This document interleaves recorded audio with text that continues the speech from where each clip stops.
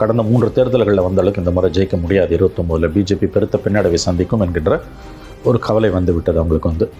அதனால் எல்லா ஸ்டேட்ஸுக்குமான அதை வந்து 50% உயர்த்தும் பொழுது அது மேம்போக்காக பார்க்கும்போது சரியாக பட்டாலும் அது வந்து இட்ஸ் அட்வான்டேஜ், கிளியர் அட்வான்டேஜ் வரும் பிஜேபி. எப்படின்னா இப்போ நமக்கு வந்து 39ன்றது 59 ஆகுது. ஆனால் வேறு அவங்களுக்கு வந்து இப்போ 80ன்றது வந்து 138, 140 ஆகுது. 20 ஏறுறதுக்கும் 60 ஏறுறதுக்கும் வித்தியாசம் இருக்குதுங்க. ஸோ ரொம்ப ஒரு பேர்ட்ஸ் வியூவில் பார்த்தா வந்து இது 29 பார்லிமெண்ட் எலெக்ஷனில் இப்போ இருக்க மாதிரி கண்டிப்பாக அதிகாரத்தை தக்க வச்சுக்க முடியாது. அதிகாரம் கையை நழுவி போயிட்டுருக்குது.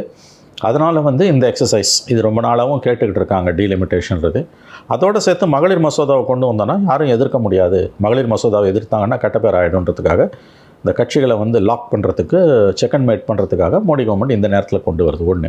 ரெண்டாவது, 2 மாநில தேர்தல்கள் நடந்து கொண்டு இருக்கும்போது அவசரமாக ஸ்பெஷல் செஷனை கூட்ட வேண்டிய அவசியமே கிடையாது. 29ஆம் எலெக்ஷன் முடியுது, லாஸ்ட் ஃபேஸு. நீ 30ஆம் கூட்டியிருக்கலாம் இந்த கூட்டத்தை. அதுதான் கேட்குறாங்க எல்லாரும். இப்போ எதுக்கு நீ அவசரப்பட்டு கூட்டுற? மே ஃபஸ்ட் வீக்கில் கூட்டிருக்கலாம். இவ்வளோ நாள் பொறுத்தது 15 நாளில் ஒன்றும் குடிமொழிகிட போகிறாங்க. ஸோ இது தெளிவாக பொலிட்டிக்கல் இன்டென்ட்டுக்கு தெரியுது. அஃப்கோர்ஸ் இது ஹோல் இஷ்யூ இஸ் பாலிடிக்ஸ். அதனால் அதில் ஒன்றும் தப்பு கிடையாது. Everything is politics. ஆனால் இப்போ 2 மாநில தேர்தல்கள், அதுவும் குரூஷியல் ஸ்டேட்ஸ் தமிழ்நாடும் வெஸ்ட் பெங்காலும் இன்னமும் தேர்தலே நடக்காதப்ப அவசரமாக ஸ்பெஷல் செஷனை கூட்டி இதை பண்ண வேண்டிய அவசியம் என்ன?